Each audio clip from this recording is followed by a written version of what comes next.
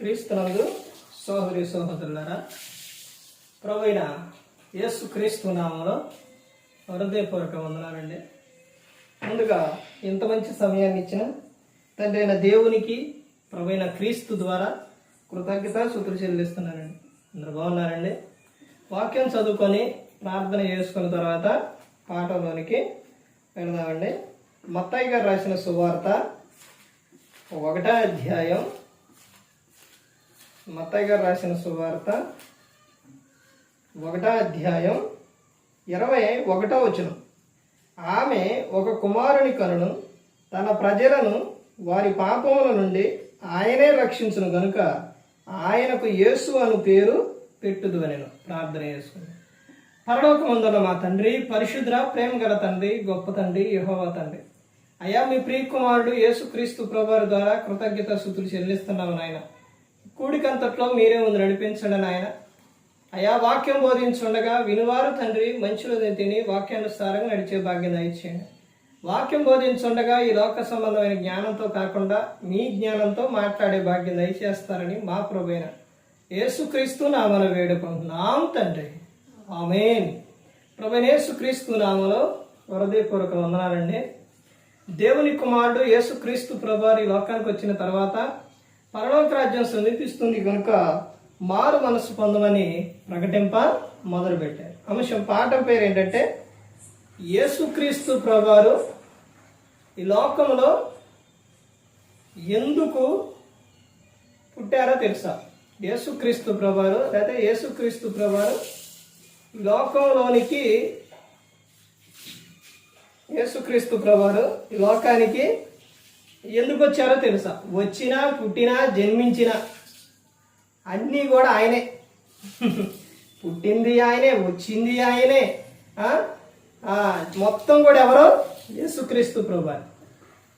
యేసుక్రీస్తు ప్రభువారు ఎలా జన్మించారు, ఎలా పుట్టారు? యేసుక్రీస్తు ప్రభువారు 18వ వచనంలో చెబుతున్నారు.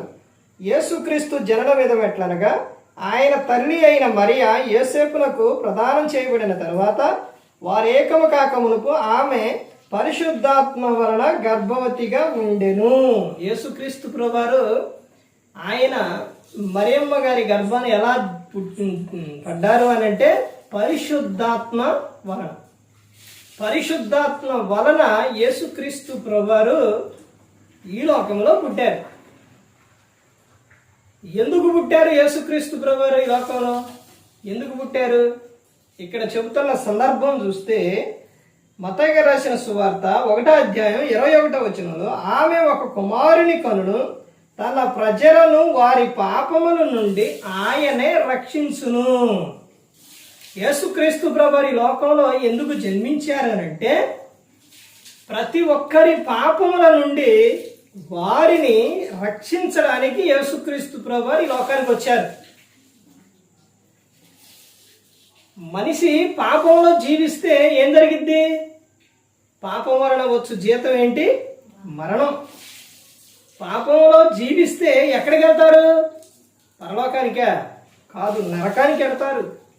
అక్కడ అగ్ని ఆరదు, పురుగు చావదు, భయంకరంగా ఉంటుంది. అక్కడికి వెళతారు కాబట్టి నరకానికి వెళ్ళిపోకుండా ప్రతి ఒక్కరిని కూడా రక్షించడానికి యేసుక్రీస్తు ప్రభువారు ఈ లోకంలో పుట్టారు.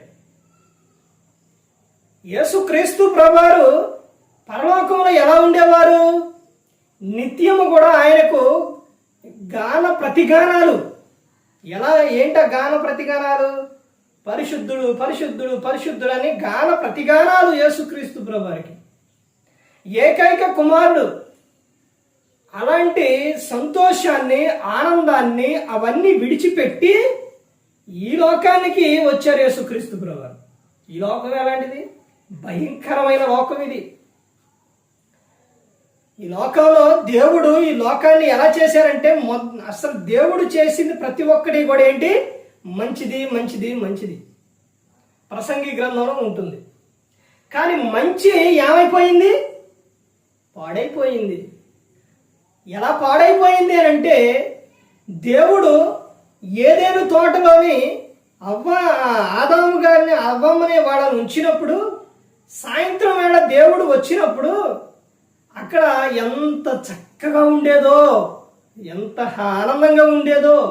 మొత్తం పచ్చగా చక్కగా ఆనందంగా పండ్లు, అసలు ఎంత ఆనందంగా ఉండేదో అక్కడ. ఎప్పుడు? నరుల్లోనికి పాపం రాకముందు. అంత ఆనందంగా ఎప్పుడైతే ఉందో, ఏంటి మీరు ఎంత ఆనందంగా ఉంటారా, ఇంత సంతోషంగా ఉంటారని అపవాదిగాడు వచ్చేసి వారిని ఏం చేశారు? దారి తప్పించారు. ఇప్పుడు ఆజ్ఞ ఇచ్చింది ఎవరు?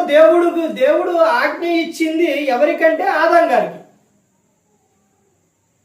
ఆ తర్వాత జరిగిన విషయం ఏంటి? వారు ఎప్పుడైతే దేవుని ఆజ్ఞను అతిక్రమించేశారో అక్కడ నుంచి బయటకు వచ్చేశారు. ఆ తర్వాత జరిగిన విషయం ఏంటండి? ఆదాము కష్టపడి చెమటోర్చి పని చేసి తినడు. అవ్వమ్మకేంటి? అవ్వమ్మ ఆమె ప్రసవ వేదన పడుతూ పిల్లలనే కనటం. సాతానుకేంటి? నువ్వు మన్ను తిని బ్రతుకుతువు, నువ్వు నరుని మీద కాడేస్తే ఏ నరుడు నీ తలకాయనే ఏం చేస్తారంట? చితకబరుస్తురని దేవుడు వాటికి చెప్పేసింది. చూశారండి? అసలు అది వరకే ఎంత హ్యాపీగా ఉన్నారు, ఎంత ఆనందంగా ఉన్నారు. పాపం వలన చూశారా ఎలాంటిది వచ్చిందో? ఆ తర్వాత జరుగుతున్న కాలంలో, వస్తున్న కాలంలో, నోవాహు గారి దినములలోని మనుషులు ఎలా ఉన్నారు? తినుచు, త్రాగుచు, ఆడుచు, పెళ్ళాడుచు, విందులు, వినోదాలు ఇవన్నీ చేస్తూ దేవుణ్ణి మరిచిపోయారు. దేవుడు నరుణ్ణి చేసినందుకు హృదయంలో నొచ్చుకున్నారంట. ఎందుకు? వాని క్రియలు సరిగా లేవు. అలా పాపంలో జీవిస్తున్న మనిషి ఆ పాపంలో మరణించకూడదు. ఆ తర్వాత వాళ్ళు తెలుసుకొని ఎక్కడికి రావాలి?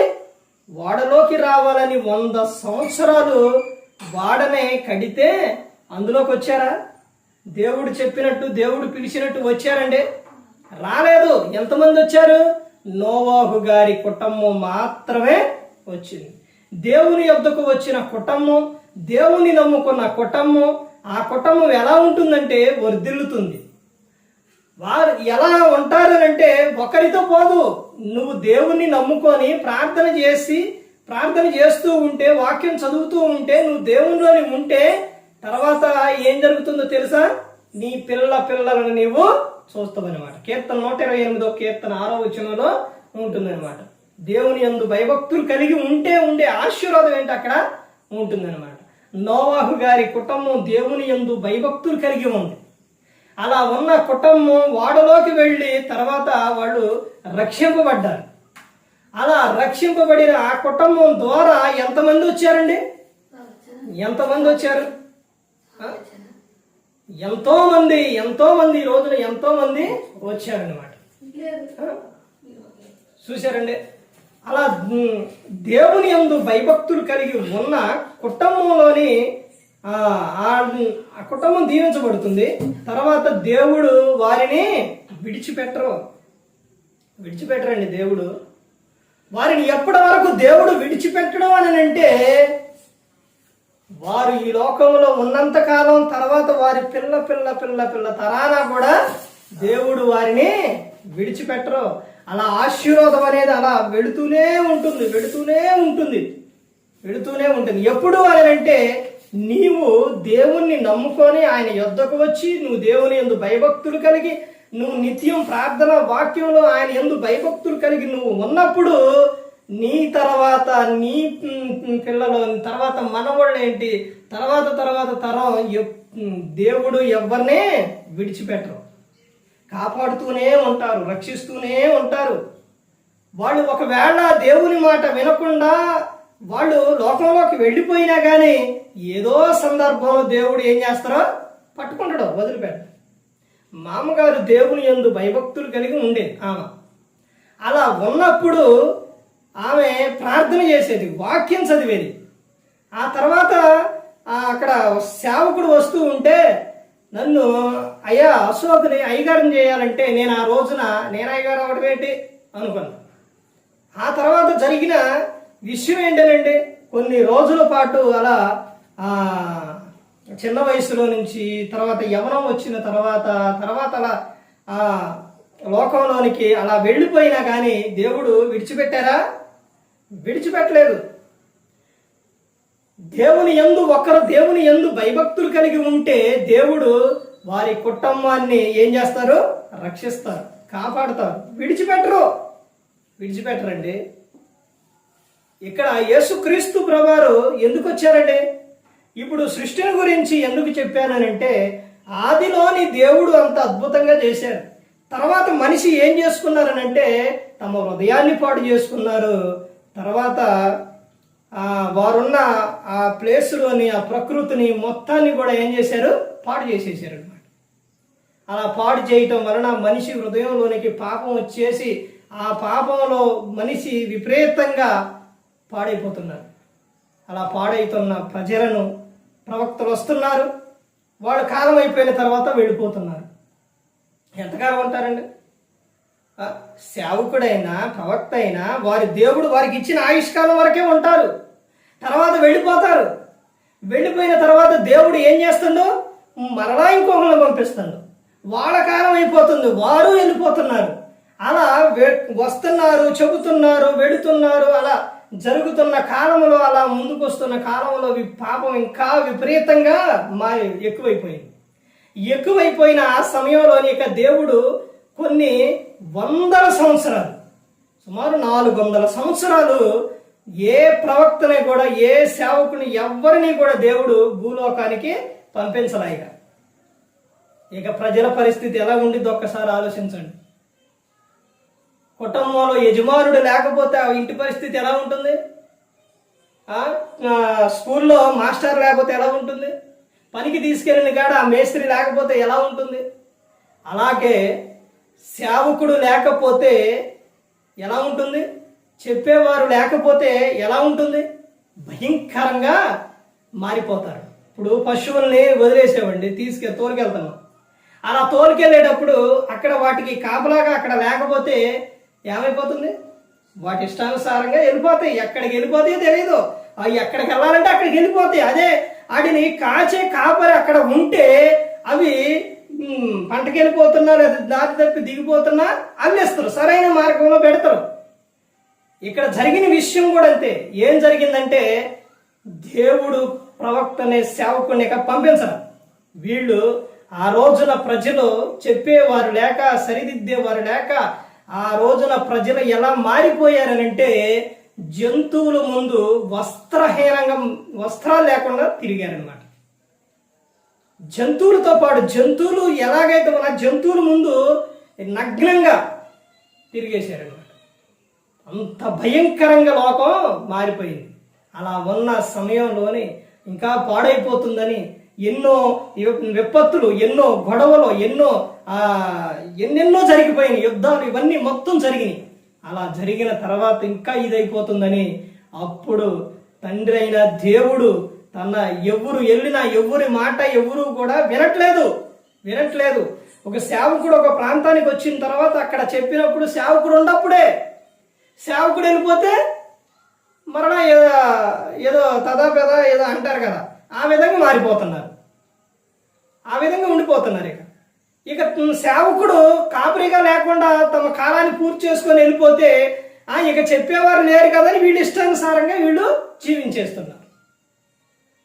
ఆ తర్వాత ఇక ఎవరిని పంపించినా కానీ ప్రయోజనం లేదని తండ్రి అయిన దేవుడు యేసుక్రీస్తు ప్రభువారిని తన కుమారుని ఈ లోకానికి పంపించారు.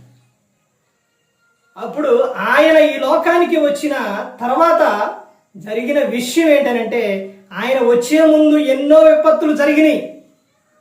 యేసుక్రీస్తు ప్రభువారి లోకానికి వస్తున్నాడు అని అంటే ఆయన రక్తము ద్వారా ప్రతి ఒక్కరు కూడా రక్షింపబడతారు, ప్రతి ఒక్కరు కూడా తెలుసుకుంటారు, రక్షింపబడతారని అపవాదిగాడు తెలుసుకొని ఆదిలో ఎక్కడి నుంచి కయ్యోను హేబేలు కాడి నుంచి వాడు యేసుక్రీస్తు ప్రభువారు ఆ రోజునే రావాలి.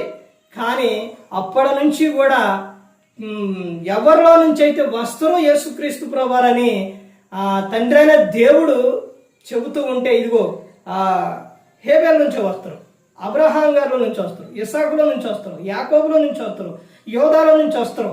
ఇదిగో ఏళ్ళ ద్వారా వస్తారని అంటే మొత్తాన్ని లేకుండా చేసిండు అపవాది. హేబేల్ నుంచి వస్తారు అనుకుంటే హేబేల్నే లేకుండా చేసింది. అబ్రహాం గారి గురించి వస్తుంటే వస్తారని దేవుడు చెబితే అబ్రహాం గారిని దారి తప్పిస్తారు. తర్వాత ఇస్సాకు, యాకోబు, వీళ్ళందరూ ప్రతి ఒక్కటి, యోధా, వీళ్ళందరూ ప్రతి ఒక్కటి కూడా తప్పించిన తర్వాత ఆయన యోధా విషయంలో అయితే జరిగిన విషయం అయితే యోధా ఎలా వచ్చారంటే యోధా నుంచి వచ్చినప్పుడు ఈ స్టోరీ అంతా చెప్పుకుండా పోతే చాలా సమయం అయిపోయింది.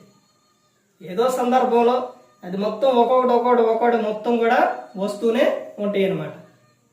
యేసుక్రీస్తు ప్రభువారు ఈ లోకానికి రావడానికి ఎన్ని విపత్తులు ఎన్ని జరిగినాయి అని అంటే మామూలుగా యేసుక్రీస్తు ప్రభువారు రాలేదండి.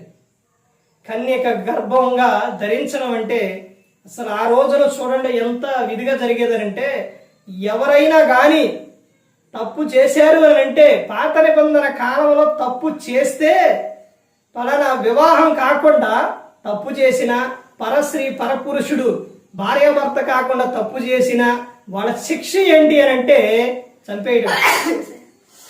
చంపేయడమే వాళ్ళనే రాళ్ళు రువ్వి చంపేయడమే. ఈ సందర్భాల్లోనే కొన్ని విషయాలు బైబిల్ గ్రంథంలో ఉన్నాయి. ఆ విషయాలు మీకు చెప్పి ఇంకా మనం ముందుకి వెళదామండి. ఏం జరిగింది, ఎలా చంపేస్తారు అని అంటే వ్యభిచారంలో పట్టబడిన ఒక స్త్రీ ఆ వ్యభిచారం చేస్తూ ఉంటే చూసి స్త్రీని యేసుక్రీస్తు ప్రభువారి వద్దకు తీసుకొస్తారు. యోహాను గారు రాసిన సువార్తలో ఉంటుంది. తీసుకొచ్చిన తర్వాత ఆయన దగ్గర తీసుకొచ్చి బోధకుడా ఏమే వ్యభిచారం చేస్తూ పట్టబడింది, ఏం చేయమంటావు? మోషే ధర్మశాస్త్రంలో మోషే కాలంలో మోషే రాసి ఇచ్చిన కాలం ధర్మశాస్త్రంలో ఏముంది అని అంటే ఎవరైనా తప్పు చేస్తే రాళ్ళు రువ్వి చంపేయాలి అని మోషే గారు చెప్పారు. మరి నువ్వేం చెబుతూ బోధకుడు అని యేసుక్రీస్తు ప్రభువారిని అడిగారు. ఇప్పుడు యేసుక్రీస్తు ప్రభువారు ఆమెనే మోషే చెప్పింది కదా ఆ రాళ్ళు చంపేయండి, కొట్టి చంపేయండి అని అంటే ఏంటయ్యా సరి రాళ్ళు రువ్వి చంపేయమంటావు, నువ్వే బోధకుడు అయ్యా అంటారు. వద్దు ఆమెనే ఏదోలే అయిపోయిందిరే మరి వదిలేయండేక అన్ననుకో యేసుక్రీస్తు ప్రభువారు ఏమంటారు? ఏంటి ధర్మశాస్త్రంలో తప్పు చేస్తే చంపేయమని రాళ్ళు చంపేయమని ఉంటే నువ్వేంటి తప్పు చేసిన వాళ్ళని విడిచిపెట్టమంటావు అని అంటారు. ఎటు చూసినా ఎట్టయినా కానీ యేసుక్రీస్తు ప్రభువారి దగ్గరకు ఆమెను ఎందుకు తీసుకొచ్చారు? నింద మోపటానికి, ఆయన మీద నింద మోపడానికి తీసుకొచ్చారు. యేసుక్రీస్తు ప్రభువారు ఎవరో జ్ఞాని, ఆలోచన తెలియదా, అవన్నీ తెలియదా? అప్పుడు ఆమె తీసుకొచ్చిన తర్వాత యేసుక్రీస్తు ప్రభువారు ఏం చేశారు? ఒంగోని ఇలా కూర్చొని ఇలా రాస్తూ ఉంటే అసలు ఆగట్లేదు జనం. బోధకుడా చెప్పు చెప్పు చెప్పు అంటున్నారు. అప్పుడు నిలబడి ఆయన చెప్పిన విషయం ఏంటంటే మీలో పాపం లేని వారు ఆమె మీద రాయి వేయండి అన్నారు. పాపం లేని వారు ఆమె మీద రాయి వేయండి అనేసరికి అక్కడ ఉంటుంది కదా పిల్లల కానుంచి పెద్దల వరకు మొత్తం కూడా వెళ్ళిపోయారు. ఎవ్వరూ రాయేలా, ప్రతి ఒక్కరిలో పాపం ఉంది, ఎవరో కూడా ఇలా. అప్పుడు యేసుక్రీస్తు ప్రభువారు ఆమెను పిలిచి అమ్మా ఎవరు నిన్ను శిక్షించలేదంటే ఎవరో కూడా శిక్షించలేదయ్యానంటే యేసుక్రీస్తు ప్రభువారు ఏం చెబుతారంటే అమ్మా నేను నిన్ను శిక్షించను, వెళ్ళి మరలా ఇక చేయమాకు అని చెబుతారు. ధర్మశాస్త్ర కాలంలోని తప్పు చేస్తే ఆ విధంగా శిక్షించేవారు, అలా శిక్షించేవారు. ఇప్పుడు మరియమ్మ గారి విషయానికి వచ్చేసరికి ఆమె ఎంగేజ్మెంట్ అయింది, కానీ వారిద్దరూ భర్త భార్య ఇద్దరు కూడా ఏకం కాల, ఒకటవల, కానీ ఏమే గర్భం ధరించింది. ఇప్పుడు అక్కడ ఎట్టుండిద్ది? యోసేపుకి ఎలా ఉండిద్ది? ఇది మొత్తం చదివితే అక్కడ అదే విధంగా ఉంటుంది. యోసేపుకి ఎలా ఉండిద్ది? నీతిమంతుడు ఎవరో యోసేపు. యోసేపు నీతిమంతుడండి. ఆయనకు ఆయనకు వచ్చిన ఆలోచన ఒకటి ఏంటో తెలుసండి, ఏమే ఎలా గర్భం ధరించింది అనే ఆలోచన వచ్చింది అనమాట.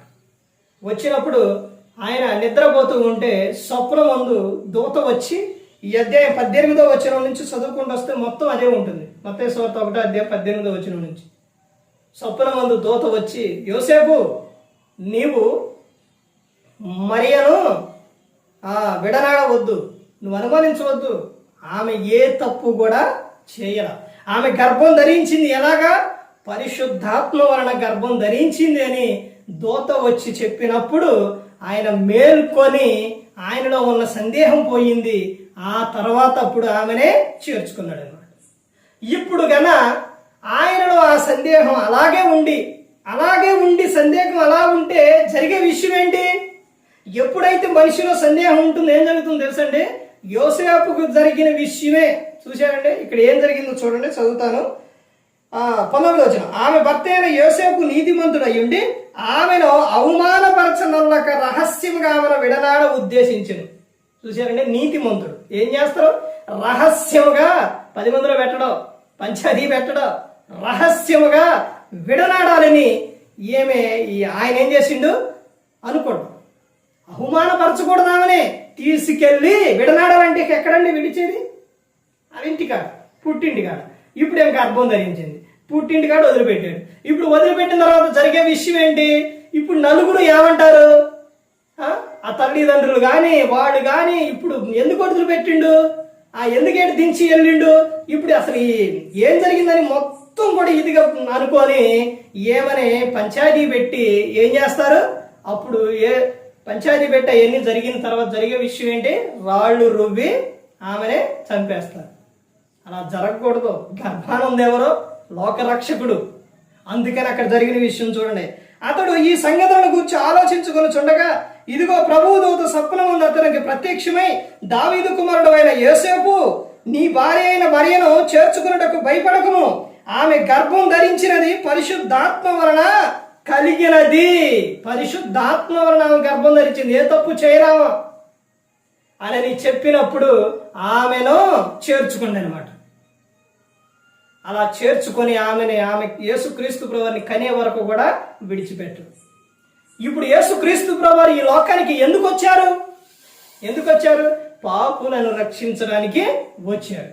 ఇప్పుడు పాపం చేసే ప్రతి ఒక్కరు కూడా ఎవరు సంబంధి? అపవాది సంబంధి. అసలు నరకం ఎవరికి? అపవాదికి. కానీ మనిషి ఎలా నరకానికి వెళుతుండో అపవాదిని వెంబడించడం వలన వెళుతుండనమాట. ఇప్పుడు అపవాదిని వెంబడించే వారి పాపం నుంచి యేసుక్రీస్తు ప్రభువారు రక్షించడానికి ఈ లోకానికి పుట్టారు. ఇప్పుడు అలా పుట్టిన ఆయన్నే ఇప్పుడు అపవాది పక్కన ఉన్న వారిని, అపవాది సంబంధమైన వారిని అందరినీ నీతిమంతులుగా యేసుక్రీస్తు ప్రభువారు తీరుస్తూ ఉంటే అడుగుకుంటాడా? ఊకోడు. ఏనని అసలు ఈ మనుషులు ఎలాగైనా కానీ నా నుంచి వెళ్ళిపోతారు.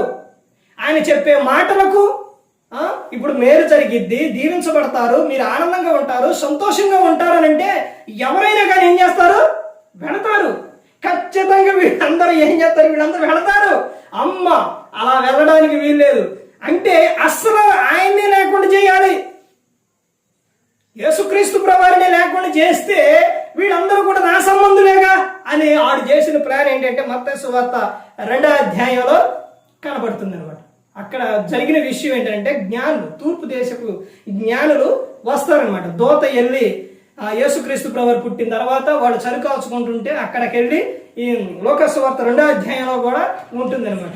ఇదిగో నేడు మీ కొరకు రక్షకుడు పుట్టి ఉన్నాడు, మీరు భయపడద్దు, మీకు శుభవార్త, రక్షకుడు పుట్టి ఉన్నాడు, దావీదు పట్టణమందు నేడు మీ కొరకు రక్షకుడు పుట్టి ఉన్నాడు, అందరినీ రక్షించడానికి వచ్చిండు అని చెప్పినప్పుడు తూర్పు దేశపు జ్ఞానులు ఏం చేశారంటే బయలుదేరి ఇశ్రాయేలు యెరూషలేమునకు వచ్చారు. వచ్చిన తర్వాత మరి ఎక్కడ పుట్టారు అని అనేది వాళ్ళకి అర్థం తెలియలా. ఎవరిని అడగాలి? ఆ ప్రాంతంలో అక్కడ ఉన్న ఎవరు అని అంటే ఇక్కడ చెబుతున్నారు చూడండి. మత్తయి సువార్త 2వ అధ్యాయం. రాజైన హేరోదు దినముల యందు యూదయ దేశపు బెత్లెహేములో యేసు పుట్టిన పిమ్మట ఇదిగో తూర్పు దేశపు జ్ఞానులు యెరూషలేమునకు వచ్చి, ఎక్కడికి వచ్చారు? యెరూషలేమునకు వచ్చారు. మరి ఎవరిని అడగాలి? అప్పుడు రాజుగా ఉండేవారు హేరోదు. ఆ హేరోదుని దగ్గరకు వచ్చారు. వచ్చి చెప్తున్న విషయం చూడండి, ఒక రాజు దగ్గరకు వచ్చి మరలా రాజు పుట్టిందంటే మంటదా? కోపం రాదండి? అంటే నేను రాజుగా ఉంటే మరలా రాజు పుట్టిండా అని తాను చెబుతున్న విషయం చూడండి. అక్కడ చూడండి ఆ, యూదుల రాజుగా పుట్టినవాడు ఎక్కడ ఉన్నాడు? వాళ్ళు జ్ఞానులు అడుగుతున్నారు, యూదుల రాజుగా పుట్టినవాడు ఎక్కడున్నారు అంటే, యూదులకు ఎవరు పుట్టారు? రాజు పుట్టిండు.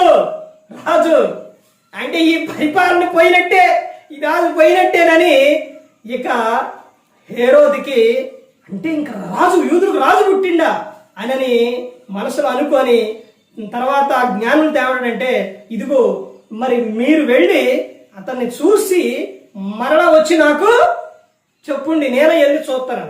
ఎందుకు వెళ్ళి చూడటానికే? వెళ్ళి చూస్తారా? చూసి ఏం చేస్తారు? ఆయన ప్రేమతో చూడటానికి వెళ్తున్నాడా? కాదు. వీళ్ళొచ్చి చెబితే తర్వాత జరిగిన విషయం ఏంటి? ఇతను వెళ్ళి ఏం చేస్తారో అతన్నే యేసుక్రీస్తు ప్రభువారిని చంపాలని చూసింది. ఆ విషయం దూత చెప్పింది. చూడండి ఏమనంటే 6వ వచనం నుంచి చూడండి. అంతటా హేరోదు ఆ జ్ఞానుడు రహస్యంగా పిలిపించి, ఎందుకు రహస్యంగా పిలిపించాలి? రహస్యంగా ఎందుకు పిలిపించాలి? అందరి ముందు అడగొచ్చుగా. రహస్యంగా పిలిపించి ఆ నక్షత్రము కనబడిన కాలము వారి చేత పరిష్కారంగా తెలుసుకొని, మీరు వెళ్ళి ఆ శిశువు విషయమై జాగ్రత్తగా విచారించి తెలుసుకొనగానే నేను వచ్చి ఆయనను పూజించినట్లు నాకు వర్తమానం తేండి అని చెప్పి వారిని బెత్లెహేమునకు పంపినాం. వారు రాజు మాట విని బయలుదేరి పోవచుండగా, ఇదిగో తూర్పు దేశమున వారు చూచిన నక్షత్రం ఆ శిశువు ఉండిన చోటికి మీదుగా వచ్చి నిలుచు వరకు వారికి ముందుగా నడిచెను. అలా నడిచిన తర్వాత వాళ్ళు అక్కడికి వెళ్ళి ఆయనకు తీసుకెళ్లిన కానుకలు అవన్నీ కూడా అక్కడ ఆయనకు సమర్పించిన తర్వాత వారు వెళుతూ ఉన్నప్పుడు అక్కడ దూత ప్రత్యక్షమయ్యి 12వ వచనం, తర్వాత హేరోదు వద్దకు వెళ్ళవద్దని స్వప్నమందు దేవుని చేత బోధింపబడిన వారు మరి ఒక మార్గమున తమ దేశములకు తిరిగి వెళ్ళిరి. దూత వచ్చి చెప్పింది, మీరు హేరోదు దగ్గరకు వెళ్ళొద్దు అని చెప్పడంతోనే మరలా వేరే మార్గమున వెళ్ళిపోయారు.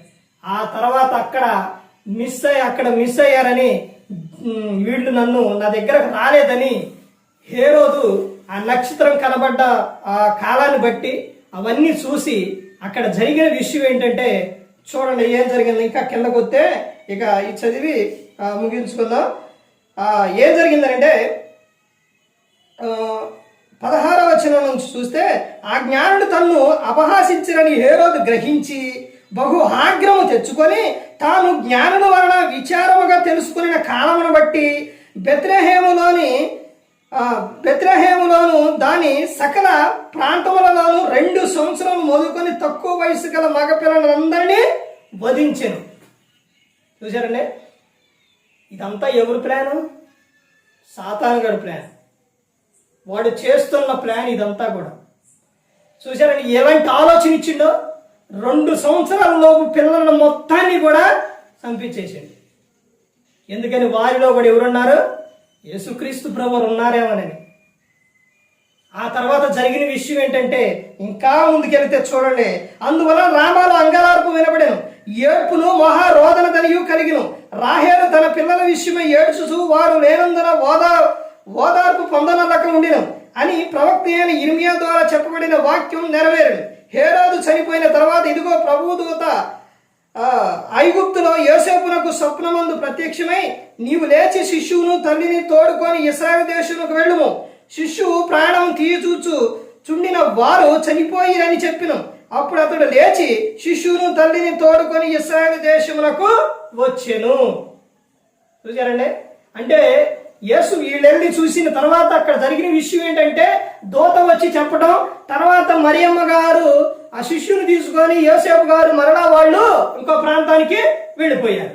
వెళ్ళిపోయిన తర్వాత హేరోదు చనిపోయిన తర్వాత దూత వెళ్ళి చెప్పిన తర్వాత మరలా తిరిగి వీళ్ళు వచ్చారనమాట. ఆయన ఎక్కడ పెరిగారు అని అంటే, పుట్టింది బెత్లెహేములో, పెరిగింది నజరేతులో. నజరేతులో పెరిగారు కాబట్టి ఆయన పేరు ఏంటంటే నజరేయుడైన యేసు అని పేరు. నజరేయుడైన యేసు నజరేతులో పెరిగారు. ఆ తర్వాత అక్కడ నుంచి బాలుడుగా పెరిగిన తర్వాత ఆయన యవనానికి వచ్చిన తర్వాత 30 సంవత్సరాలు వచ్చిన తర్వాత 30 సంవత్సరాలప్పుడు యేసుక్రీస్తు ప్రభువారు బాప్తిస్మం తీసుకున్నారు. తీసుకున్న తర్వాత జరిగిన విషయం ఏంటనండి, అప్పుడు అపవాది చేత శోధింపబడి 40 పగళ్ళు 40 రాత్రులు ఉపవాసం ఉండి ఆకలి కొన్న తర్వాత అపవాది వచ్చి ఎన్నో శోధనలు పెట్టిండు. అప్పుడు అపవాదిని గద్దించిన తర్వాత ఆ దూతలు వచ్చి యేసుక్రీస్తు ప్రభువారికి పరిచర్య చేసిన తర్వాత అక్కడ నుంచి సువార్త అనేది యేసుక్రీస్తు ప్రభువారు మొదలుపెట్టారు. ఎందుకు యేసుక్రీస్తు ప్రభువారు ఈ లోకానికి వచ్చారు అని అంటే పాపులను రక్షించడానికి ఈ లోకానికి వచ్చి ఉన్నారు. ఆయన రావడానికి ఎన్నెన్నో విపత్తులు ఇవన్నీ కూడా జరిగినాయి.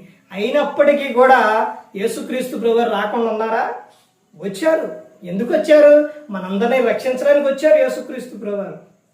మనిషి పాపంలో జీవిస్తే పరలోకానికి చేరడం, అగ్నిగుండంలోకి వెళ్ళిపోతారు, నరకం, అది బహుభయంకరంగా ఉంటుంది, ఎవ్వరూ కూడా అక్కడికి వెళ్ళకూడదు అని యేసుక్రీస్తు ప్రభువారు ఈ లోకానికి వచ్చారు. ఆయన ఈ లోకానికి వచ్చి ఆయన చేసిన విధం ఏంటంటే యేసుక్రీస్తు ప్రభువారు ప్రతి ఒక్కరిని రక్షించడానికి వచ్చారు. తర్వాత అపవాది క్రియలను లయపరచుటకు వచ్చారు. తర్వాత ఇంకా జరిగిన విషయం ఏంటంటే సత్యమును గురించి సాక్ష్యం ఇవ్వడానికి వచ్చి ఉన్నారు. ఇలా ముందుకు ఈ నెల మొత్తం కూడా, డిసెంబర్ నెల మొత్తం కూడా క్రీస్తు పుట్టుక గురించే. కూడికైనా, మీటింగ్స్ అయినా, ఏదైనా సందర్భమైనా, ఏదైనా ఎక్కువగా ఈ నెల మొత్తం దేని గురించి జరిగిద్దనంటే క్రీస్తు పుట్టుక గురించే. ఆయన ఈ నెలలోనే పుట్టారు. డిసెంబర్ 25 అది మాత్రం బైబిల్లో రాయించలేదు, కానీ మిగతా ఈ నెలలో పుట్టారని ఎలా తెలిసింది అని అంటే యేసుక్రీస్తు ప్రభువారు పుట్టినప్పుడు తూర్పు దేశపు జ్ఞానులు దూత అక్కడికి వెళ్ళినప్పుడు వాడు ఏం చేస్తున్నారంటే వాడు గొర్రెల కాపరి దగ్గరికి వెళ్ళి చెప్పినప్పుడు వాడు ఏం చేస్తున్నారు? చలి కాచుకుంటున్నారు. చలి ఈ సమయంలోనే చలి కాచుకోలేదు, చలికాలంలోనే. అందుకనే అవి జ్ఞానులు వాళ్ళందరూ కూడా తర్వాత శాస్త్రవేత్తలు వీళ్ళందరూ కూడా ఆలోచించి అదే డిసెంబర్ 25 అని పెట్టారు. అది ఎలా పెట్టారంటే సున్నతి పొందే 8వ రోజు యేసుక్రీస్తు ప్రభువారిని యెరూషలేముకు తీసుకెళ్ళటం. అక్కడ నుంచి ఎలా పెట్టారంటే క్యాలెండర్ 1 అని పెట్టారు. యేసుక్రీస్తు ప్రభువారు ఇప్పుడు వచ్చి ఎన్ని సంవత్సరాలు అంటే 2025 సంవత్సరాలు. ఇప్పుడు 1 నుంచి అక్కడ సున్నతి 8వ రోజు నుంచి వెనక్కి వెళితే డిసెంబర్ 25 అనమాట. అక్కడ నుంచి లెక్కేస్తే ఇలా పెట్టారన్నమాట. ఆయన పుట్టిన కాడ నుంచి ఇలా వెనక్కి వెళితే ఎక్కడ వచ్చింది అని అంటే 25 వచ్చింది కాబట్టి అలా పెట్టారనమాట. అందుకని ప్రతి ఒక్కరు గమనించుకోవాలి. ప్రతి ఒక్కరు కూడా తెలుసుకోవాల్సిన విషయం ఏంటంటే యేసుక్రీస్తు ప్రభువారు ఈ లోకానికి ఎందుకు వచ్చారంటే, ఎందుకు ఈ లోకంలో పుట్టి ఉన్నారంటే మనందరినీ కూడా రక్షించడానికి యేసుక్రీస్తు ప్రభువారు ఈ లోకానికి వచ్చారన్నమాట. పాపులను రక్షించడానికి యేసుక్రీస్తు ప్రభువారు ఈ లోకానికి వచ్చి ఉన్నారు. మరి ఈ విధంగా నిలబెట్టి మాట్లాడించిన తండ్రైన దేవునికి కృతజ్ఞతాస్తుతులు చెల్లిస్తూ ఇంతవరకు శ్రద్ధగా ఉన్న మీకు ప్రభు పేరున హృదయపూర్వక వందనాలు చెల్లిస్తూ ఈ మాటలు ముగిస్తున్న అందరికీ వందనాలు.